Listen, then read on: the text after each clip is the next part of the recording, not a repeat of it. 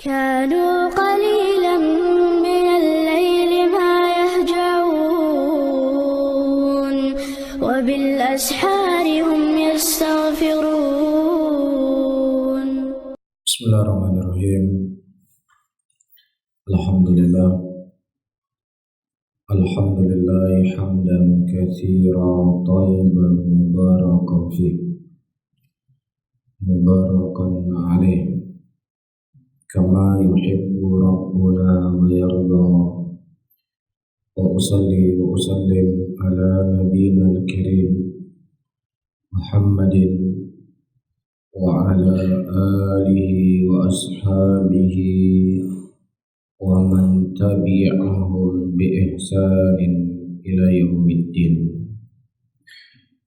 Ayyuhal ikhwan rahimani wa rahimakumullah, kita lanjutkan kembali pembahasan kitab kita usul aqidati ahli sunnati wal jamaah, dan kita akan membaca pada halaman 7, ya, halaman ke-7. Qala Syekh Al-Allamah Shalih Al-Fauzan hafizahullah, dan insyaallah kedepannya kita akan ada murajaah. Asma'ul firqatin najiyati wa ma'naha, nama kelompok yang selamat dan makna dari kelompok tersebut.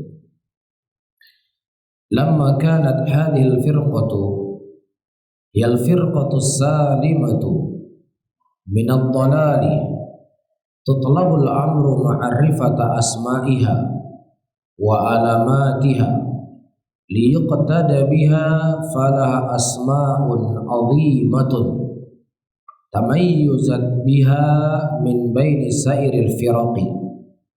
Wa min aham hadhil asma' al-alamat annaha firqatun najiyatu wa ta'ifatul mansuratu ahlus sunnati wal jama'ati wa ma'aniha kama yali. Dan ketika kelompok ini adalah kelompok yang selamat dari segala kesesatan, maka tentunya mengharuskan untuk kita mengenal nama-namanya dan tanda-tandanya, agar supaya dengan nama-nama tersebut dan tanda-tanda tersebut kita bisa mengikutinya. Itu tujuannya. Sebagaimana yang sudah sering kita sampaikan, kita mengenal apa itu firqatun najiyah atau kelompok ahlus sunnah bukan maksud dan tujuan untuk kita menganggap diri kita adalah orang yang paling suci dan menganggap orang yang tidak bagian dari kita adalah orang yang sesat. Tetapi pembahasan kita dari pengenalan kitab-kitab akidah ahli sunnati wal jamaah supaya kita bisa mengenal mereka dan mengikuti jalan tersebut. Ini tujuannya. Ya, apa tujuannya? Agar supaya kita mengenal kelompok tersebut dan bisa kita mengikutinya. Ya, seperti kita membahas tentang akhlakul karimah, akhlak yang mulia. Bukan maknanya ketika kita mempelajari apa itu akhlak mulia berarti orang yang sudah berceramah atau yang hadir di pengajian tersebut semua akhlak yang mulia. Kita sedang menjatuhkan orang yang tidak punya akhlak yang mulia di luar sana, tidak. Tapi kita mempelajari apa itu akhlak mulia supaya kita bisa mencontohi dalam kehidupan kita. Ya, akhlak-akhlak yang muncul dari kita adalah akhlak-akhlak yang jelek, ini sebagai barometer sehingga kita bisa berubah. Ini tujuannya. Jelas ya? Nah,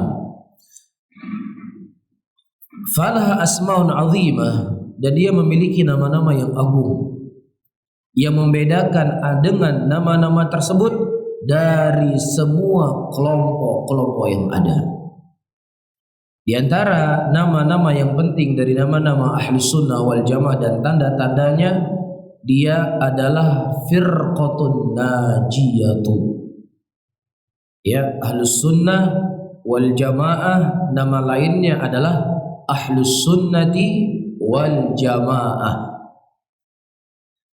Ya, kenapa harus kita menyebutkan kelompok yang benar adalah kelompok Ahlus Sunnati wal Jamaah atau kelompok Al-Firqatun Najiyatu. Ya, kenapa kita tidak mengatakan saja kita muslim? Kenapa kita tidak katakan saja kita mukmin? Kita sudah baca sejarah. Kita sudah membaca sejarah atau isyarat di zaman Nabi sallallahu alaihi wasallam, ya, yang ada orang Islam dengan orang kafir dan munafik. Sehingga kamu perlu memberikan nama ini dan itu. Jelas? Nah, setelah Rasulullah wafat Abu Bakar dan Umar, terbuka pintu fitnah. Mulailah muncul kelompok-kelompok yang mereka juga menisbatkan diri mereka sebagai muslim.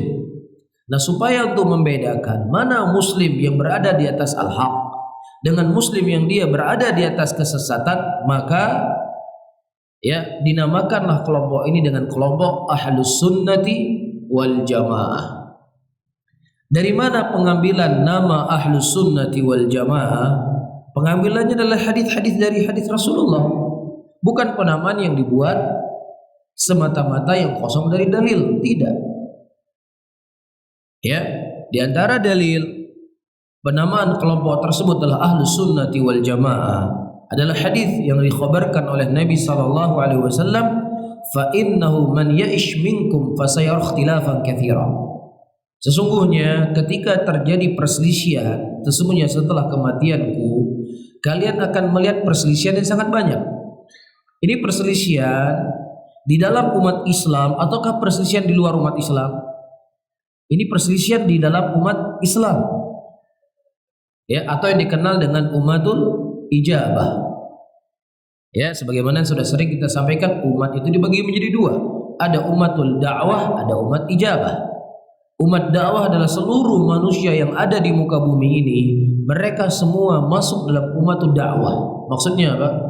Mereka wajib sebenarnya untuk beriman kepada Rasul. Ya, beda dengan umat nabi-nabi terdahulu. Nabi terdahulu dia diutus kepada kaum yang khusus. Ya, Nabi Bani Israel hanya orang Bani Israel beriman kepadanya. Nabi orang Arab hanya orang Arab yang dia imani. Dia tidak wajib beriman kepada Nabi Bani Israel. Tetapi ketika diutus Rasulullah SAW, seluruh manusia di muka bumi ini mereka adalah umatul dakwah, di mana mereka termasuk dari orang-orang yang wajib untuk beriman kepada Rasul. Maka ada di antara mereka yang beriman kepada Rasul, namanya apa? Umatul ijabah. Umat yang menyeru dan beriman kepada Rasulullah SAW. Nah, di antara umat-umat yang beriman kepada Rasul, ada yang mereka beriman kepada Rasul dengan cara yang benar, ada di antara mereka yang kurang cara iman mereka kepada Rasul dengan membuat amalan-amalan yang baru, dengan membuat jalan-jalan yang baru yang menyimpang daripada jalannya Rasulullah, tetapi tidak mengeluarkan mereka dari Islam. Jelas di sini? Jelas ya? Maka dengan itu Rasulullah mengkhabarkan, ya, fa innahu man ya'ish minkum fasayara ikhtilafan katsira. Ya, orang-orang yang hidup setelahku mereka akan melihat perselisihan yang sangat banyak. Nah, siapa orang yang terselamat dari perselisihan tersebut? Adalah fa'alaikum bisunnati, orang yang berpegang teguh di atas sunnah. Dari sini diambil penamaan ahlu sunnah, yaitu orang-orang yang mereka menghidupkan sunnah Rasulullah di tengah rusaknya orang memahami agama. Banyaknya orang-orang yang mengubah-ubah agama. Ada satu kelompok yang mereka berada di atas sunnah Rasulullah sallallahu alaihi wasallam. Jelas? Ya, kenapa disebut dengan al-jamaah? Mereka disebut dengan al-jamaah. Rasulullah mengatakan, "Ma kana alaihi wa ashabi." Jamaah itu adalah orang-orang yang mereka, aku dan para sahabatku berada di atasnya. Jadi siapa yang seseorang mengikuti jalan Rasulullah di atas pemahaman para sahabat Nabi Muhammad SAW, maka mereka berjamaah dengan siapa? Jamaahnya sahabat Rasulullah SAW. Makanya mereka dikenal dengan Ahlus Sunnati wal Jamaah. Dan ini bukan penamaan yang baru. Ya, bukan analisa dari saya copot sana copot sini dari dalil, tidak. Tetapi para ulama terdahulu mereka sering menyebutkan kalimat Ahlus Sunnati wal Jamaah. Iya, di antaranya Al-Imam Al-Lalikai menulis sebuah kitab dengan judul apa? Usul I'tiqad Ahli Sunnati wal Jamaah. Pondasi i'tiqadnya Ahli Sunnah wal Jamaah. Jadi bukan penamaan yang baru. Iya. Nah, di antara nama-nama lain dari nama Ahli Sunnati wal Jamaah adalah Al-Firqatun Najiyatu. Mereka dinamai dengan Firqah An-Najiyah. Iya. Dari mana kita mengambil pendalilan? Kelompok yang benar namanya adalah Al-Firqatun Najiyah. Kata Syekh Shalih Al-Fauzan, ay an-najiyati minan nari, haitsu istathnaha an-nabiy sallallahu alaihi wasallam lamma dzakara al-firaq wa qala kulluha fin nar illa wahidah, yakni laysat fin nar. Ya, kenapa mereka dikatakan sebagai kelompok yang selamat? Selamat dari apa mereka?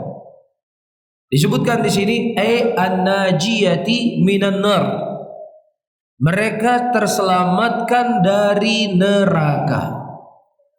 Karena Nabi SAW ketika menyebutkan ada 73 golongan yang diancam dengan neraka, istathnaha, Rasulullah mengecualikan dari semua kelompok tersebut hanya satu saja yang selamat.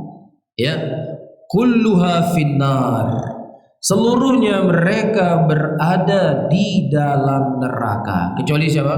Satu kelompok saja. Apa nama kelompok tersebut? Firqatun Najiyah, kelompok yang selamat dari neraka. Dari mana dia ambil? Dari hadis ini. Ya, dari hadis yang kita baca tadi. Yakni laysati finnar, yaitu mereka bukan dari penghuni neraka.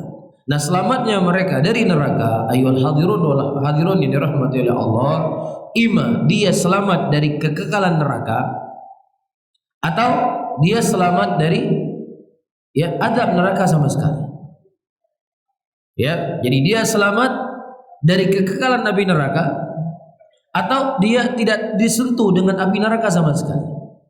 Bisa saja seorang yang intima kepada sunnah, seorang berakidah dengan akidah ahli sunnah, ya, namun ketika maksiat dan dosa yang dilakukan, yang dosa dan maksiat tersebut tidak mengeluarkan dia dari barisan ahli sunnah, maka itu juga akan dihisab oleh Allah. Ya, dia belajar agama, dia menuntut ilmu, dia berakidah dengan akidah ahli sunnah, dia membenci kebidahan, tapi dia juga kadang berbuat dosa, kadang masih makan riba, kadang masih ikhtilat yang diharamkan, ya, atau kadang masih nonton hal-hal yang diharamkan oleh Allah. Faham di sini? Tapi akidahnya ahlu sunnah, intimanya kepada ahlu sunnah, tapi ada dosa-dosa dan maksiat yang dilakukan yang itu tidak mengeluarkan dia dari ahlu sunnah. Ini kira-kira dihisab nggak oleh Allah? Akan dihisab. Masuk dalam keumuman Allah, faman thaqulat mawazinuhu fa fi 'isyatin radiyah wa amma man khaffat mawazinuhu fa ummuhu hawiyah. Barang siapa yang timbangan amalan kebaikan seseorang itu lebih banyak, maka hidupnya adalah dalam surga. Tapi justru kalau seandainya catatan amalan kejelekannya justru lebih mendominasi, maka di mana tempatnya? Dalam neraka. Di dalam neraka. Jadi bukan berarti kalau kita tidak pernah mengatakan kalau yang sudah ngaji sama kami berarti jaminan pasti masuk surga. Nggak ada yang nggak masuk surga. Nggak ada kita mengatakan demikian. Nggak ada. Tetapi ini khabar gembira. Siapa yang berjalan di atas jalan sunnah, dia akan digerikan ke dalam surga. Namun dosa yang dia lakukan di tengah Allah mengenalkan dia kepada sunnah, itu juga akan diminta pertanggungjawaban. Pasti akan diminta pertanggungjawaban. Paham di sini? Jadi jangan salah faham. Bukanlah lazim ucapan seseorang ketika dikatakan, ya, bahwasannya kami adalah ahlu sunnah, berarti maknanya ente mengaku ente tahu masuk surga. Selain dari ente semua masuk neraka. Ini lazim yang tidak lazim. Ini pengharusan yang Anda haruskan kepada kami yang tidak ada keharusan di situ. Mafhum di sini? Sebagaimana juga sebaliknya. Bisa saja orang yang dia tidak berjalan di atas sunnah Rasulullah sallallahu alaihi wasallam, dia terjatuh dari perkara bid'ah-bid'ah, terjatuh dari perkara-perkara mungkar yang itu tidak mengeluarkan dia dari Islam, bisa saja apa? Allah mengampuni dosanya, masuk di dalam surga. Mafhum? Karena Allah mengatakan apa? Innallaha la yaghfiru ayyushraka bihi wa yaghfiru ma duna dzalika liman yasha. Dan Allah mengampuni siapa yang Allah kehendaki dari selain orang yang berbuat di bawah kesyirikan, bid'ah. Itu tidak sampai jatuh kepada kekufuran. Tidak sampai jatuh kepada kekufuran. Orang memperingati Maulid Nabi misalnya, zikir berjamaah, apakah itu mengeluarkan mereka dari Islam? Enggak. Tidak mengeluarkan mereka dari Islam, mereka muslim. Nah, ketika ada dosa-dosa yang dilakukan yang tidak mengeluarkan dia dari Islam, bisa saja Allah mengampuni dosanya dan masukkan di dalam surga. Walaupun dia tidak berjalan di atas manhajnya Rasulullah SAW. Selama itu tidak dikatakan perbuatan yang mengeluarkan dari Islam, maka dia tetap di bawah tahta masyiatillah. Nah, sebaliknya saya tegaskan kembali, orang yang berintima kepada sunnah, berjalan di atas sunnah, berjalan di atas manhajus salaf, kemudian ada dosa-dosa, maksiat-maksiat yang dilakukan, yang itu tidak mengeluarkan dia dari daerah al-sunnah, bukan berarti nanti dia pasti masuk surga. Dosanya tidak berpengaruh karena dia sudah dilabelkan al-sunnah. Tidak, tetap akan diminta pertanggungjawaban di hadapan Allah Subhanahu wa taala. Dan demikian yang kita lihat dari kekhawatiran para sahabat Rasulullah sallallahu alaihi wasallam. Umar bin Khattab, Rasul sendiri mengatakan, anta min ahlil jannah, engkau adalah dari penghuni surga. Iya, tetapi bersama dengan itu Umar bin Khattab berkata, lau nada munadi minas sama, kalau seandainya suara dari langit, ada suara dari langit terdengar, innakum dakhilunal jannah illa rajulan wahidan la khiftu anahu.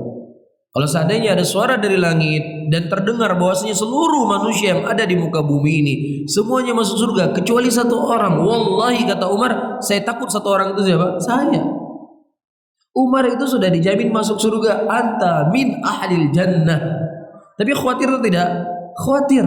Nah, bagaimana lagi? Rasulullah hanya mengkhabarkan al-sunnah itu akan jalan menuju surga. Faham ya? Tidak disebutkan nama saya, nggak disebutkan nama antum, nggak disebutkan pesantren kita, nggak disebutkan ini dan itu. Kemudian kita menganggap kita pasti masuk surga. Ya, ini adalah fahmul khati'. Ini pemahaman yang salah dan keliru. Pemahaman ya salah dan keliru. Dan antum juga kalau seandainya ada yang memahami demikian, antum pasti salah, keliru antum. Berarti yang nggak ikut sunnah masuk neraka pasti semuanya? Enggak. Berarti yang ikut pengajian di sini semuanya pasti masuk surga, dosa apapun yang dibuat? Enggak. Semuanya akan diminta pertanggungjawaban di hadapan Allah Rabbul Alamin. Cuma ya, mereka kalau seandainya tidak berbuat dari kekufuran, pasti mereka selamat dari kekekalan api neraka. Kekekalan api neraka. Adapun dimasukkan dia ke dalam surga beberapa saat untuk membakar dosanya, bisa saja terkena siapapun. Bisa saja terkena siapapun. Bisa difahami ya? Jelas ayo ikhwan? Ini harus untuk pahami baik-baik. Harus antum pahami baik-baik. Jadi jangan sampai tanyakan ke ahlus sunnah, hana temayang hana masalah. Yang penting ke ahlus sunnah wal jamaah. Kita yang penting sudah ahlus sunnah wal jamaah, mabuk-mabuk sian, alhamdulillah. Yang penting ahlus sunnah. Hana temayang pi hana alhamdulillah, yang penting ahlus sunnah. Enggak bisa kayak gitu. Ya, amalan ya penamaan terhadap sesuatu enggak membuat kita jadi suci. Antum tinggal di kota Madinah misalkan. Antum tinggal di kota Madinah dan misalkan Rasulullah masih hidup bertetangga dengan Nabi. Tapi kalau amalan-amalan yang kita lakukan, amalan-amalan yang jelek, itu juga nggak bisa menyelamatkan kita. Faham? Apa kata Rasulullah kepada Fatimah? Ya Fatimah binta Muhammadin la ughni anki minallahi syai'a. Wahai Fatimah, putrinya Muhammad, aku tidak akan bisa menolongmu sedikit pun di sisi Allah kecuali apa? Iman dan amalanmu yang bisa menolongmu. Lah kalau seandainya Fatimah hidup di zaman Rasulullah, putri Rasul, darah daging Rasulullah, ya tidak akan bisa diselamatkan oleh Rasulullah kecuali iman dan amalan yang beliau lakukan. Lah apalagi cuma kita mendompleng nama Ahlussunnah wal Jamaah kemudian pasti masuk surga. Jelas ya? Jadi Sungguh indah apa yang disebutkan oleh seorang penyair Arab. Ya banal kiram ala tadanu fatubsira. Ma qad ahdatsuka fama ra'in kaman sami'a. Wahai orang yang mulia, marilah mendekat. Sehingga khobar-khobar yang tersebar di tengah-tengahmu itu akan menjadi jelas buatmu. Karena orang yang mendengar itu berbeda dengan orang yang melihat. Ya, tidak pernah saya tegaskan kembali ketika kita membahas Ahlus Sunnah wal Jamaah, firqatun najiyah adalah kelompok yang selamat dari api neraka dan mereka adalah orang-orang yang dimuliakan dengan surga. Berarti lum nyanurung jiwa, lum. Gak ada kita katakan demikian. Ya, dan kita nggak seberani itu. Umar yang sudah dijamin masuk surga nggak berani ngomong seperti itu. Abu Bakar Siddiq, manusia yang paling terbaik setelah para nabi dan rasul.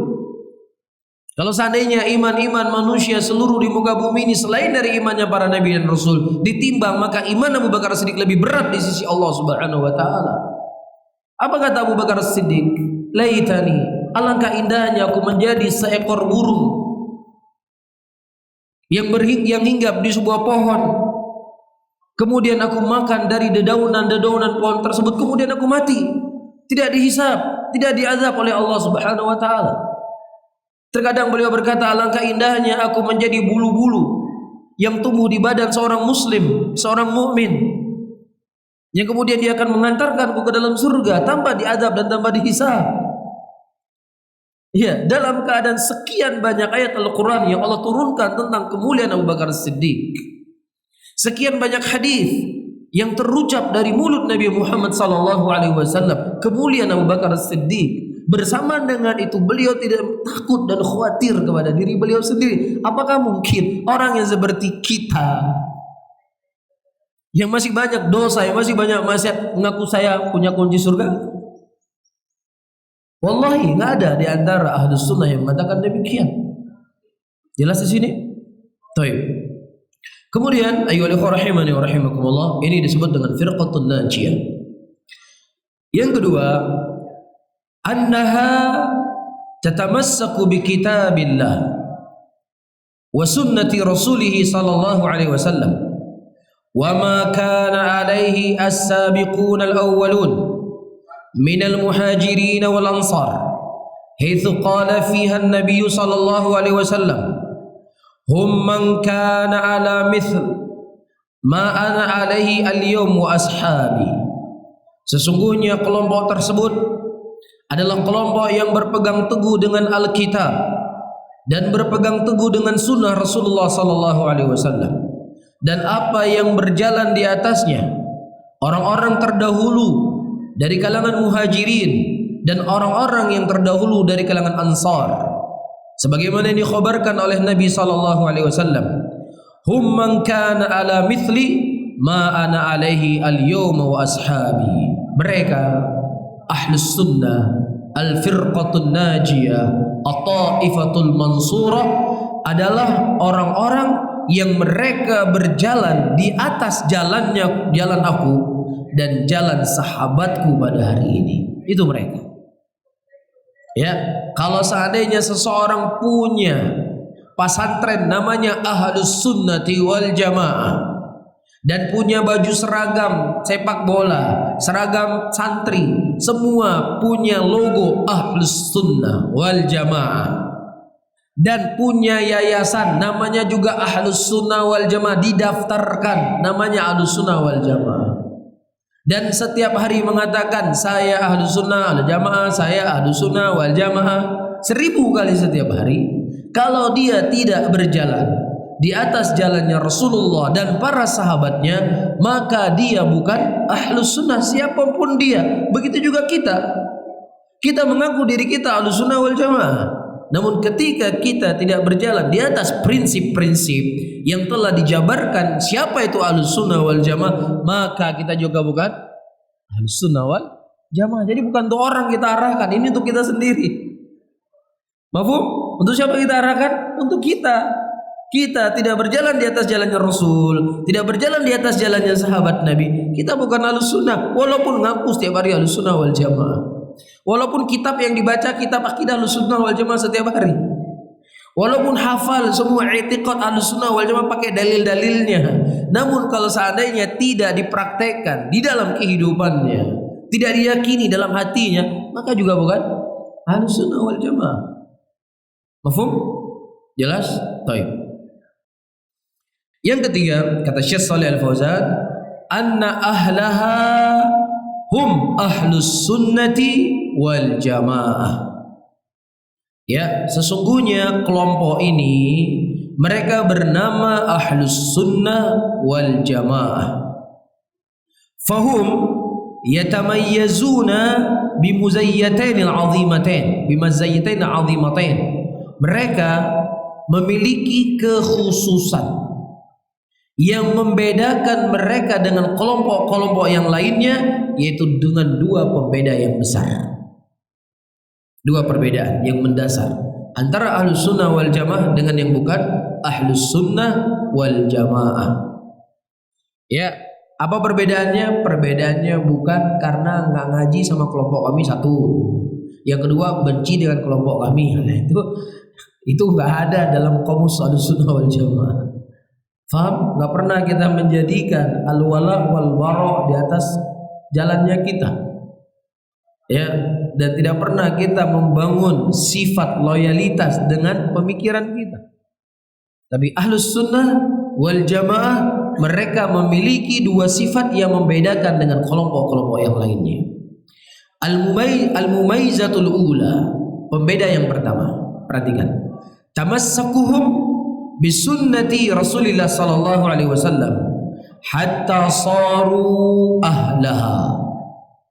Kuatnya mereka berpegang teguh di atas sunnah Rasulullah sallallahu alaihi wasallam sehingga mereka dikenal sebagai orang yang memegang sunnah. Kelihatan dari sholatnya, dari ibadahnya, dari akhlaknya, dari perangainya, dari ucapannya, ya, dari hajinya, dari puasanya, dari zakatnya, i'tiqadnya, kesehariannya.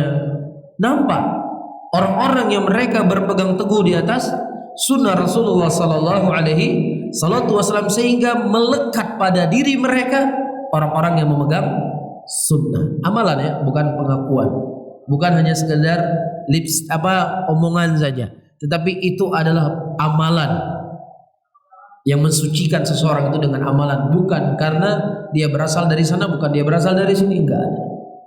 Orang yang tinggal di kota Madinah, ya kota Madinah, kota Mekah tidak membuat orang itu menjadi suci. Itu harus tentu ingat. Kota Madinah dan kota Mekah tidak membuat orang menjadi suci. Tapi yang mensucikan seseorang adalah amalan dia sendiri. Itu harus pegang itu. Ya, nah kota Madinah yang itu sudah jelas-jelas tempat yang paling mulia di muka bumi ini tidak bisa mensucikan orang, apalagi cuma sekedar dompleng nama. Mafhum? Baik, ini yang pertama. Bi khilafi sairil firaq, berbeda dengan kelompok-kelompok yang lainnya. Fayatamassuka bi ara'iha wa ahwa'iha wa aqwal qadatiha. Mereka berpegang teguh dengan pemikiran-pemikiran mereka. Mereka berpegang dengan hawa-hawa mereka dan mereka menyandarkan dengan ucapan-ucapan pemimpin-pemimpin mereka. Ini membedakannya. Ya, itu syekh-syekhnya kami, guru-guru kami adalah orang-orang yang luar biasa. Ya, luar biasa ketaatannya, luar biasa kesolehannya. Apa dalilnya? Itu guru-guru kami itu berwudu, ya, sekali wudu untuk 40 tahun. Sekali wudu untuk 40 tahun. Ada kalian berwudu sekali wudu 40 tahun?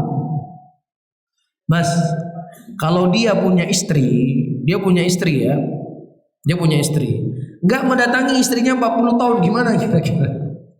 Zalim nggak? Hah? Dia punya istri 40 tahun, istrinya nggak disentuh, ditonton aja gitu. Zalim nggak? Zalim. Iya, terus dia nggak kencing, dia nggak makan, dia nggak tidur. Ya, Rasulullah Shallallahu Alaihi Wasallam didatangi oleh para sahabatnya. Oh enggak Ustaz, dia nggak kawin, nggak tidur dia, nggak kawin, nggak tidur, nggak semuanya dia. Rasulullah datang orang-orang kepada Aisyah radhiyallahu taala anha bertanya tentang bagaimana amalan Nabi SAW di rumah beliau. Diceritakan oleh Aisyah, ada di antara mereka berkata, mulai hari ini saya akan terus menerus salat malam, nggak pernah tidur. Ada sebagian mengatakan saya akan terus menerus berpuasa, nggak pernah makan-makan, nggak pernah berbuka. Ada lagi mengatakan saya ingin fokus ibadah, saya nggak ingin menikah supaya nggak tersibukkan dengan ibadah saya dengan pernikahan tersebut. Apa kata Rasulullah? Nabi SAW marah besar dan beliau mengatakan, man raghiba an sunnati falaysa minni. Barang siapa yang seseorang benci dengan sunnahku, dia bukan dari golonganku. Saya sholat malam, saya tidur, saya puasa, saya berbuka, saya ibadah, saya menikah. Jadi gimana 40 tahun nggak tidur-tidur, nggak makan-makan, nggak kencing-kencing, nggak beol-beol? Nabi saja kencing, Nabi saja beol. Berarti apa? Ya, sesuatu yang kamu banggakan, sesuatu yang kamu jadikan mumaizah, kelebihan, justru dalam pandangan Islam, dalam pandangan sunnah itu bukan kelebihan, Mas. Itu kekurangan. Kekurangan itu bukan kelebihan. 40 tahun gak tidur-tidur, gila sudah orang. Gila gak? Gila sudah. Gak tidur, gak kencing, gak beol. Mafhum di sini? Nah, ini mumaizah yang ada pada diri mereka. Mumaizah yang tidak dianggap mumaizah dalam syariat. Ya, tetapi sesuatu yang itu bentuknya mumaizah, berpegang teguh di atas sunnah Rasulullah SAW, tidak dianggap mumaizah. Karena kalau mau hafal Quran, hafal hadis, Abu Lahab pun hafal Quran, hafal hadis. Jadi itu bukan kelebihan. Orang hafal Quran, hafal hadis bukan sebuah kelebihan. Karena Abu Lahab juga hafal Quran. Ya, kira-kira berapa juz Abu Lahab hafal Quran? Pernah jadi imam nggak di Masjid Haram? Imami jadi hafal baca Quran juz ke-7 misalnya. Tetapi yang dianggap sebagai mumaizah itu wali-wali kami. Ya, ketika datang tsunami, itu dia bisa menahan tsunami itu, dia tahan. Jadi ketika dia berjalan dari Banda Aceh menuju ke Melabu, itu tongkat dia yang kena garis tongkat dia berarti aman dari tsunami. Yang nggak kena tongkat dia, baru itu kena tsunami itu. Ini mumaizahnya. Ya, itu kuburan wali-wali kami. Ketika terjadi tsunami diangkat oleh Allah ke langit sana. Ke tempat siapa diangkat ke langit? Kira-kira ke tempat siapa? Ke tempat, kata dia, ketika jenazah ini hancur diangkat ke langit. Ke siapa diangkat ke langit sana kira-kira? Ke tempat siapa? Ke tempat siapa diangkat ke langit? Berarti kan ada sesuatu yang dia agungkan, zat yang ada di mana? Yang ada di langit sana. Ya, kalau seandainya gitu nggak usah diangkat ke langit lah, dibawa ke laut dulu misalnya, atau dibawa lari ke hutan dulu, ke gunung ujung sana. Kenapa harus ke langit? Karena memang di atas langit ada sesuatu zat yang diagung, yang diibadahi, yang disembah di sana. Mafhum di sini? Nah, inilah mumaizah buat mereka. Jadi tidak aneh dalam ceramahnya kosong dari Al-Quran, kosong dari Sunnah, yang ada apa? Cerita-cerita khurafat. Ini yang ada. Nah, ini yang mumaizahnya. Ya, hebat-hebatnya kalian hafal hadis, hebat-hebatnya kalian hafal Quran, belum ada satupun yang keramat. Walaupun guru-guru kami hafalnya nggak banyak, tapi banyak yang keramat. Ini mumaizah. Jelas ya? Nah, disinilah kita bisa membedakan mana mumaizah yang itu membedakan antara Ahlussunnah dengan bukan Ahlussunnah. Apa perbedaannya? Kuatnya mereka berpegang teguh di atas sunnah, bukan di atas mimpi, bukan di atas cerita khurafat, bukan di atas dongeng-dongeng, tapi di atas Al-Quran dan sunnah yang sudah jelas referensi di dalam Islam. Iya. Wa aqwalu qadatiha, dan yang sering mereka nukilkan adalah ucapan pemimpin-pemimpin mereka, tokoh-tokoh mereka. Di lisan mereka Syekh fulan itu toh. Adapun dalam sunnah qala Allah wa qala Rasul, qala Imam fulan. Setelah dia menyebutkan dalil dari Al-Quran, setelah dia menyebutkan dalil dari sunnah, Imam Syafi'i dengan hadis ini beliau mengambil hukum ini. Imam Ahmad dengan hadis ini beliau mengambil hukum ini. Imam Malik dengan hadis ini beliau mengambil hukum ini. Apa yang dulu kita nukilkan? Hadisnya Rasulullah. Apa yang dulu kita nukilkan? Dengan ayat ini Imam Malik berkata demikian. Dengan ayat ini Imam Syafi'i berkata demikian. Dengan ayat ini Imam Ahmad berkata demikian. Jelas? Jadi apa yang kita depankan? Al-Quran dan Sunnah. Bagaimana para ulama memahami Al-Quran dan Sunnah tersebut? Jelas? Baik. Fahiya la tunsab ila sunnati wa innama tunsabu ila bid'iha wa dalalatiha kal qadariyah wal murji'ah. Karena kelompok-kelompok selain dari kelompok ahlu sunnah itu, dia menisbatkan kepada kebidahan, menisbatkan kepada kesesatan. Seperti kita sebutkan tadi, luar biasa, guru-guru kami luar biasa, jenazahnya saya dibawa ke langit ketika tsunami. Kan ini yang tersebarkan. Guru-guru kami di hari Jumat sholat Jumat di Mekah. Kan ini yang muncul selalu kan. Tapi kalau kita baca biografi ulama, Al-Imam Bukhari menghafal 100.000 hadis sahih, 100.000 hadis yang dhaif. Imam Ahmad menghafal 1 juta hadis. Imam Syafi'i belum lengkap 10 tahun sudah hafal Quran. Ya, beliau dalam umur sekalian telah menulis kitab ini, kitab ini, kitab ini. Hampir jarang kita mendapatkan dari ulama-ulama kita cerita-cerita yang banyak tersebar hari ini. Justru yang sering kita dengar kuatnya hafalan mereka, kuatnya ibadah mereka, baiknya akhlak mereka, semangatnya mereka menuntut ilmu.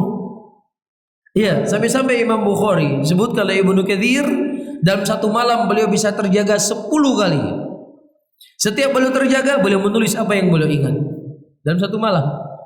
Jaga lagi, tulis lagi, jaga lagi, tulis lagi. Itu yang ternukilkan dari ulama kita. Imam Bukhari rahimahullah pernah beberapa hari tidak hadir majelis. Datang teman-temannya kepada Imam Bukhari, "Ya Bukhari, kemana engkau ya Bukhari? Kami tidak melihat engkau beberapa hari di pengajian." Kata Bukhari, "Harta yang kupunya, baju yang ada di badanku sudah aku jual karena aku nggak punya harta kecuali ini saja." Ini kita dapatkan.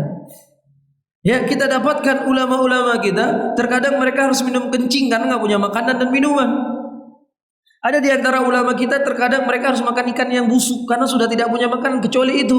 Tapi yang lainnya kita cerita, ulama kami terkadang 10 tahun nggak makan nasi, nggak minum, nggak lapar-lapar. Gimana coba?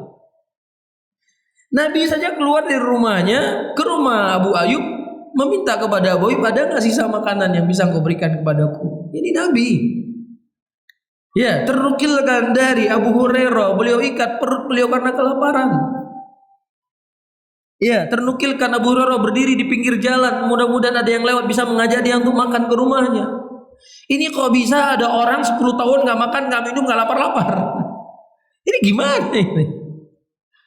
Nah, inilah mumaizah. Di situ akan dibedakan mana orang yang disebut sebagai ahlu sunnah, mana orang yang tidak disebut sebagai ahlu sunnah. Di situ dibedakannya. Dan itu sangat mudah. Sangat apa? Sangat mudah. Mafhum? Iya. Kal qadariyah wal murji'ah, seperti kelompok qadariyah dan kelompok murji'ah. Au ila immatim kal jahmiyah, atau seperti imam-imam mereka seperti Jahmiyah. Au ila af'alihim al qabihah, atau seperti perbuatan-perbuatan yang jelek seperti orang Rafidhah. Lihat ini. Bukti kami cinta kepada Ahlul Bait. Bukti kami sedih Husain radhiyallahu ta'ala dibunuh. Dan bukti ikut serta kami merasakan sakitnya Husain ketika dibunuh. Kami mencabik-cabik diri kami dengan pedang. Kami memukul kepala kami, bahkan anak kami tek-tek pakai pedang. Sebagai bentuk prihatin kami Husain dibunuh. Ini kan yang mereka banggakan? Hah? Betul nggak ini yang mereka banggakan? Ya, Ahlus Sunnah membanggakan. Nabi SAW menyebutkan dari hadis Anas bin Malik, dikeluarkan oleh Al-Imam Bukhari dan Al-Imam Muslim, "Falaysa minna man darabal khudud wa syaqqal juyub." Bukan dari golongan kami, kata Rasulullah, orang-orang yang memukul wajah-wajahnya ketika ada orang yang meninggal. Iya, bukan dari golongan kami orang-orang yang mau nyobek pakaiannya ketika ada orang yang meninggal. Ini sunnah Rasulullah. Ini yang kita banggakan. Lah ente menyiksa diri ente, dengan apa ente banggakan? Ya, wala hadis yang bisa ente sanadkan kepada Rasulullah. Wala riwayat yang ente bisa sandarkan kepada sahabat Rasulullah sallallahu alaihi wasallam kecuali hanya afkar al-qabihah, pemikiran-pemikiran busuk yang keluar dari hati yang busuk pula. Apa yang mau dibanggakan? Lihat ini bagaimana kami memuliakan ulama-ulama, wali-wali, tainya kami simpan bertahun-tahun. Nah, ketika tainya sudah banyak, kami leburkan di wajah-wajah kami. Badan-badan kami mengambil berkah dari tainya imam. Ya, mungkin ada hadis barang siapa yang dilebur di usap-usap taib imam di badannya masuk surga tanpa hisab mungkin. Wallahu a'lam. Ini terjadi. Itu mereka banggakan. Ya, sesuatu dalam pandangan syariat perbuatan yang sangat keji, tapi menurut ahlul bidah wal ahlul ahwa inilah yang disebut sebagai apa? Kemuliaan. Ya.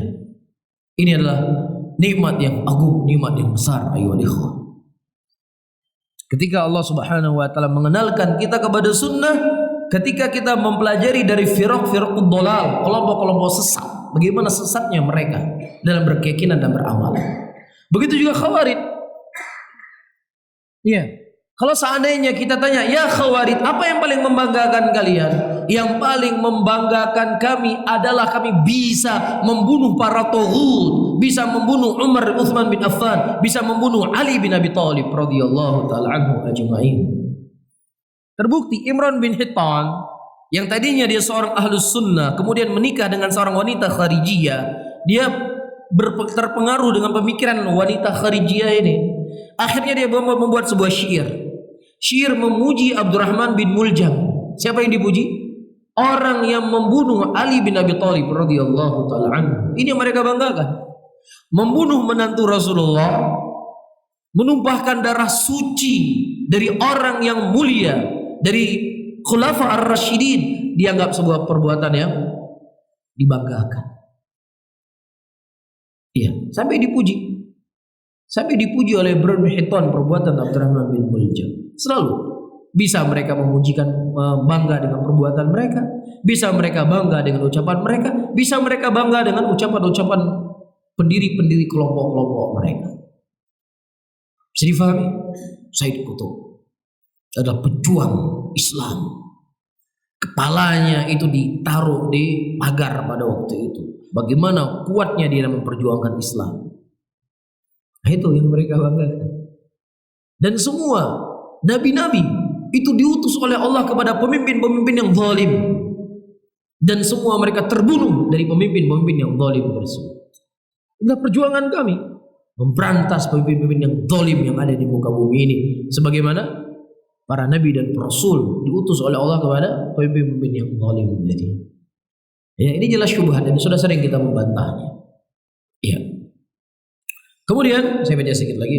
Ayyuhal ikhwah rahimani wa rahimakumullah. Al-mumaizah ats-tsaniyah, ya, yang membedakan kelompok ahlus sunnah dengan bukan kelompok ahlus sunnah, annahum ahlul jama'ati lijtima'ihim 'alal haqqi wa 'adama tafarruqihim bi khilafil firaq al-ukhra la yajtama'una 'ala haqqi wa innama yattabi'una ahwa'ahum fala haqqa yajma'uhum. Ya. Perbedaan yang kedua, annahum ahlul jamaah. Mereka adalah orang-orang yang selalu bersatu. Ya, liistima'im 'alal haq. Bersatunya mereka di atas kebenaran. Bersatunya mereka di atas Al-Qur'an. Bersatunya mereka di atas sunnah, bukan persatuan di atas pemikiran manusia sebagaimana telah kita jelaskan.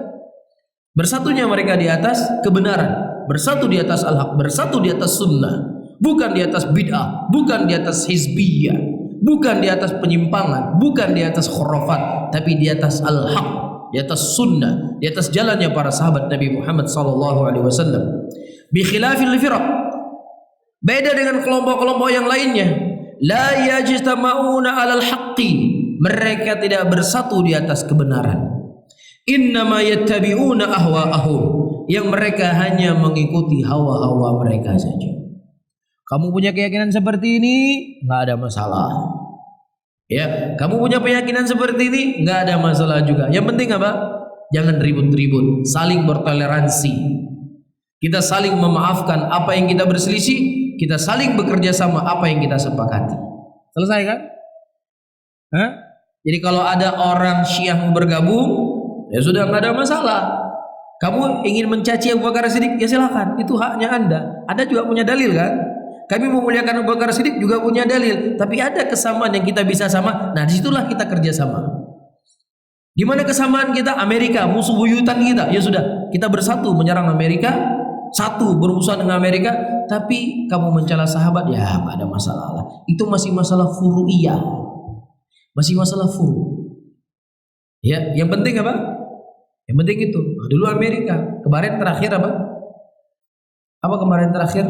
Al-wala' wal bara'nya. Apapun keyakinan kamu nggak ada masalah. Yang penting apa? Bukan 01, yang penting 02. Apapun nggak ada masalah. Dan ini terjadi nggak, ya ikhwan? Bersatunya mereka bukan di atas kebenaran, tapi bersatu di atas pemikiran. Dan itu terjadi. Ya, ketika seseorang berjalan di atas jalan mereka, masya Allah, hafidul Quran, gubernur yang hafal Quran, begini, pujiannya luar biasa. Iya, tetapi ketika sudah tidak sejalan dalam urusan apa? Politik, dicaci maki seakan-akan bukan seorang manusia. Apa al-wala wal bara'nya? Ya 01 atau 02 itu wala wal bara'nya. Ya, orang sekafir apapun, ya, sebejat apapun akidahnya, walaupun terkadang tidak mengaku Tuhan, asal tetap di kelompoknya, ya nggak ada masalah. Ya karena ini perjuangan yang paling besar, bagaimana kita harus menegakkan ini. Yang lainnya itu furu semua. Jadi yakin ada Tuhan, nggak ada Tuhan itu furu. Ya, berislam ataukah kafir nggak masalah, itu furu iya. Tapi yang usuliyah apa? Pergerakan ini kita harus bersatu. Mereka tidak bersatu. Bersatu di atas apa? Hah? Bersatu di atas, bukan di atas al-haq. Itu kalimat halusnya. Bersatu bukan di atas al-haq. Nah, wa innama yattabi'una ahwa'ahum. Mereka hanya mengikuti hawa-hawa nafsu mereka saja. Fala haqqa yajma'uhum. Tidak ada kebenaran yang membuat mereka bersatu di situ. Semuanya adalah apa? Hawa. Dan itu tidak akan lama. Persatuan-persatuan yang dibungkus dengan hawa nafsu, walaupun kedengarannya hebat, itu tidak akan lama. Ketika masing-masing keinginan tidak terpenuhi, disitulah mulai cerai-berai semuanya. Ada yang sana satu, ada sana satu, udah gabung sana satu, yang tadinya caci maki sana, tiba-tiba kayaknya harus kesini lagi. Ada yang menyatukan mereka? Ada yang menyatukan mereka. Karena tali yang membuat mereka bersatu itu tali yang sangat tipis. Tali yang sangat tipis, nggak ada yang menguatkan. Yang ada apa? Ya, kepentingan-kepentingan yang bisa memuaskan kehidupan dunia yang fana. Hanya sebatas itu saja. Makanya sangat cepat cerai-berai. Makanya disebutkan oleh Syekhul Islam, dari ciri kelompok Ahlussunnah, mereka adalah selalu bersatu. Di antara ciri kelompok Ahlul Bidah, mereka selalu berpecah belah. Makanya kita jangan mencocoki, jangan mencontohi kelompok Ahlul Bidah. Ya, buang semua ego kita. Buang semua keinginan-keinginan kita. Buang semuanya apa yang ingin kita banggakan pada diri kita. Kalau semuanya itu kita buang, insya Allah kita akan bisa bersatu di atas sunnah. Jadi kalau masing-masing kita mengedepankan ego kita, mengedepankan pemikiran kita semata-mata, walaupun kita di atas sunnah Rasulullah, terkadang kita bisa tercerai-berai. Mafhum ya? Baik, yang terakhir, dengannya kita tutup pengajian di sore hari ini. Yang keempat, di antara nama kelompok tersebut, annaha ta'ifatul mansurah. Mereka adalah kelompok yang ditolong ila qiyamis sa'ah, sampai tegaknya yaumul qiyamah. Ya, li'annaha nasarat dinallah. فَنَصَرَهَا اللَّهُ كَمَا قَالَ تَعَالَى إِن تَنْصُرُوا اللَّهَ يَنْصُرْكُمْ. Kenapa mereka ditolong oleh Allah? Dikarenakan mereka menolong agama Allah. maka Allah Subhanahu wa taala akan menolong mereka. Sebagaimana janji Allah, in tansurullah, kalau seandainya kalian menolong Allah, yansurkum, Allah akan menolong kalian. Bagaimana cara kita menolong agama Allah? Dengan kita mempelajari agama Allah, dengan kita menyebarkan agama Allah, dengan kita bela dengan darah, harta dan nyawa yang kita miliki, tegaknya kalimat Allah Subhanahu wa taala di muka bumi ini. Ini caranya. Dan Allah pasti akan menolong mereka. Ya, walihada qala fiha Nabi sallallahu alaihi wasallam. Oleh karena itu Nabi sallallahu alaihi wasallam berkata tentang mereka, la yadurruhum man khadalahum. Tidak akan memudaratkan mereka siapa yang ingin merendahkan mereka. Wala man khalafahum, dan siapa yang menyelisih mereka tidak akan memudaratkan kelompok ini. Iya, kalau seandainya kelompok itu tidak ditolong oleh Allah Subhanahu wa taala, ayyuhal ikhwah rahimani wa rahimakumullah, maka kelompok itu pasti akan hilang, pasti akan lenyap. Antum melihat bagaimana di zaman Imam Ahmad banyaknya ulama yang hidup di zaman tersebut. Hanya segelintir orang yang bisa mengatakan Al-Quran adalah kalamullah. Segelintir orang, di antaranya Imam Ahmad. Ya, beliau di antara ulama yang paling berani vokal mensuarakan Ahlus Sunnah, akidah Ahlus Sunnah, Al-Quran adalah kalamullah. Pemerintah pada waktu itu bersekian generasi dipimpin oleh Mu'tazilah. Imam Ahmad dipenjara, disiksa dalam penjara beliau. Nah, secara logika, orang yang menyebarkan kebaikan ini di penjara, yang lainnya di boikot, tidak boleh menyebarkan, hilang nggak kira-kira? Secara logika, hilang nggak kira-kira? Pasti akan hilang. Tetapi itu adalah kelompok yang dijamin penjagaannya oleh Allah. Kita nggak mengatakan kita loh ya. Kita menceritakan kelompok yang ditolong oleh Allah, itu bukan kita. Ya, dan kita berharap agar Allah Subhanahu wa taala memasukkan kita dari kelompok tersebut. Kita sedang cerita siapa? Cerita diri kita sendiri atau kita cerita Imam Ahmad? Kita cerita Imam Ahmad. Ya, secara logika nggak bakal hidup kelompok tersebut. Ilmu Imam Ahmad nggak bakal tersebar, diboikot dari segala sisi. Tapi subhanallah, apakah hilang?